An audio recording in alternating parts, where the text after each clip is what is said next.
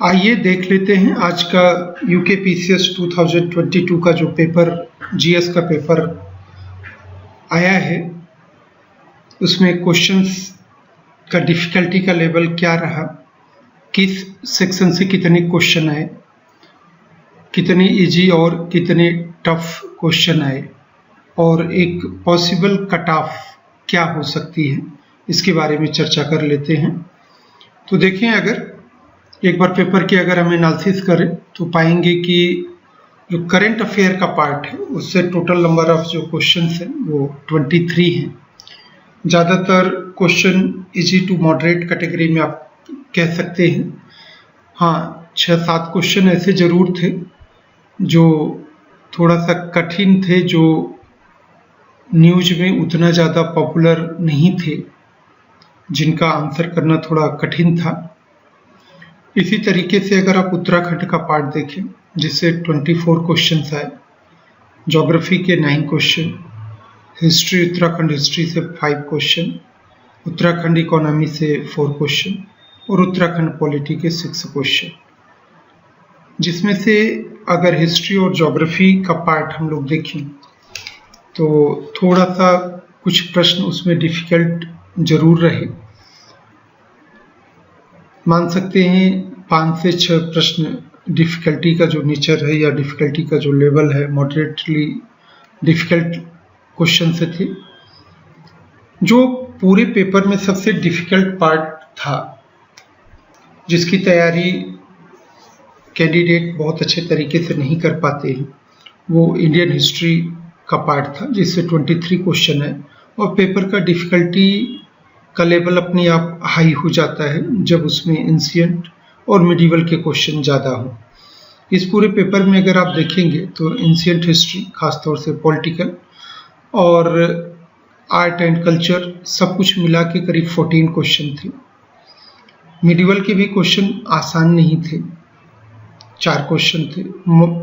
ये ठीक है कि जो मॉडर्न हिस्ट्री का पार्ट था उससे 5 क्वेश्चन थे, वो थोड़ा सा कंपैरेटिवली अगर इनके देखें तो आसान क्वेश्चन थे। तो टोटल आउट ऑफ 23 करीब 9 से 10 क्वेश्चन डिफ़िकल्ट कैटेगरी में हम ले सकते हैं, जिनको फैक्चुअल थे बट उनको याद करना या उनको ध्यान रखना काफ़ी डिफ़िकल्ट रहता है। तो पूरे पेपर में एक ऐसा पार्ट जो काफ़ी डिफ़िकल्ट रहा, जिसकी वजह से पूरे पेपर पे इफ़ेक्ट आया और कैंडिडेट को ऐसा लगा कि ये पेपर काफ़ी टफ है। दूसरी तरफ अगर हम लोग ज्योग्राफी की बात करें, जिसमें Indian geography and environment plus world geography को देखें तो इससे करीब 25 क्वेश्चन आए। ज्योग्राफी के जो क्वेश्चन थे काफ़ी ज़्यादा फैक्चुअल क्वेश्चन थे बट ज़्यादातर इजी क्वेश्चन थे। वर्ल्ड ज्योग्राफी में ज़रूर परेशानी कैंडिडेट को हुई होगी क्योंकि काफ़ी ज़्यादा फैक्ट पूछे गए थे। ज़्यादातर क्वेश्चन इजी टू मॉडरेट ही थे।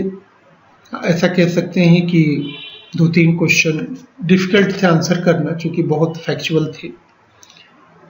इसी तरह से इंडियन पॉलिटी एंड इंस्टीट्यूशंस की बात करें तो पूरे पेपर में जो सबसे आसान पार्ट रहा वो इंडियन पॉलिटी के क्वेश्चंस का रहा, या वर्ल्ड इंस्टीट्यूशंस जो पॉलिटी रिलेटेड हैं। 20 क्वेश्चंस आए इस पार्ट से और ये काफ़ी इजी पार्ट था। ज़्यादातर कैंडिडेट का ये क्वेश्चंस इस पार्ट से करेक्ट हुए होंगे। सिमिलरली अगर देखें Indian economy and institutions, Indian economy के साथ क्या है कि अगर आपने प्रिपरेशन अच्छी की है, आपको इंडियन इकोनॉमी का आइडिया है, आपने पढ़ाई की है, तो इंडियन इकोनॉमी का जो क्वेश्चंस थे वो डिफ़िकल्ट नहीं थे। 2-3 मॉडरेट कह सकते हैं, 1-2 कठिन डिफ़िकल्ट कह सकते हैं। कुल मिला के आउट ऑफ 19 4-5 क्वेश्चन मैक्सिमम आप ऐसा कह सकते हैं जिसमें थोड़ा सा अप्लाइड पार्ट था, जिसमें कंसेप्ट लगाना था। बट देखेंगे कि आउट ऑफ 19 करीब 15 क्वेश्चन ऐसे थे जिन्हें आसानी से अगर आपने इंडियन इकोनॉमी को स्टडी किया है ठीक तरीके से तो कर सकते हैं। इस बार जो साइंस का क्वेश्चन रहा काफ़ी इजी रहा। अगर आप देखें कि जो कंप्यूटर रिलेटेड क्वेश्चन थे वो भी ज़्यादा नहीं थे, कुल 4 क्वेश्चन या 5 क्वेश्चन थे, जिसमें से 2 क्वेश्चन थोड़ा सा डिफ़िकल्ट कैटेगरी में आप डाल सकते हैं। तो कुल मिला के अगर हम पेपर का एनालिसिस करें तो इसमें से ज्योग्राफी, इंडियन पॉलिटी, इकोनॉमी और साइंस, ये दोनों मिला के करीब 80 क्वेश्चन के आसपास बनते हैं। ये थोड़ा सा आसान पार्ट थे। बाकी का जो 70 क्वेश्चंस हैं उनको हम इजी तो नहीं कह सकते हैं, ज़्यादातर मॉडरेट क्वेश्चंस उसमें काफ़ी थे, जिसकी वजह से पूरा पेपर लग रहा है कि टफ हो गया। लेकिन अगर आप 2012 और 16 के पेपर के हिसाब से देखें तो 2022 का पेपर हिस्ट्री और कुछ जो अच्छे प्रश्न फ्रेम किए गए उनको छोड़ दें तो पेपर बहुत ज़्यादा डिफ़िकल्ट नहीं है। इसको देख के ऐसा लगता है कि अगर हम मान लें कि 25 से 30 क्वेश्चन जो कि काफ़ी डिफ़िकल्ट लग रहे हैं, मॉडरेट टू डिफ़िकल्ट लग रहे हैं, उनको निकाल दें तो कोई भी कैंडिडेट 120 क्वेश्चन के आसपास किया होगा। जनरल कैंडिडेट की अगर हम लोग बात करें तो 120 से 125 के आसपास क्वेश्चंस अटेम्प्ट किए होंगे।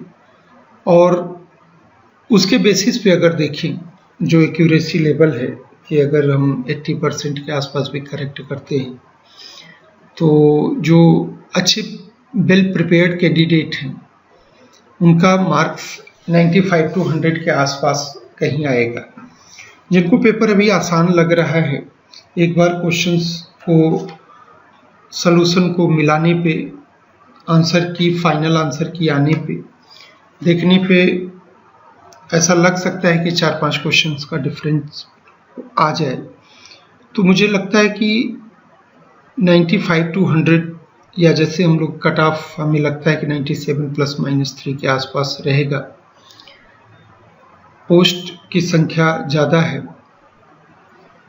कट ऑफ चूँकि पेपर में इस बार जो डिस्प्यूटेड टाइप के क्वेश्चन जिसमें एक से ज़्यादा ऑप्शन सही हो सकते हैं, ऐसे प्रश्नों की संख्या काफ़ी कम है।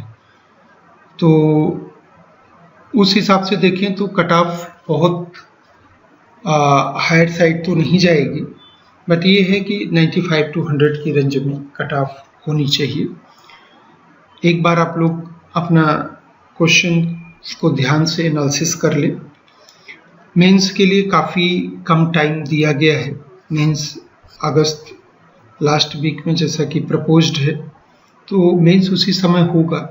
और अगर आपको लगता है कि आपके प्रश्न इस लेवल तक सही हैं तो आप बिना किसी तरह का समय गंवाएं आपको मेंस की प्रिपरेशन शुरू कर देनी चाहिए।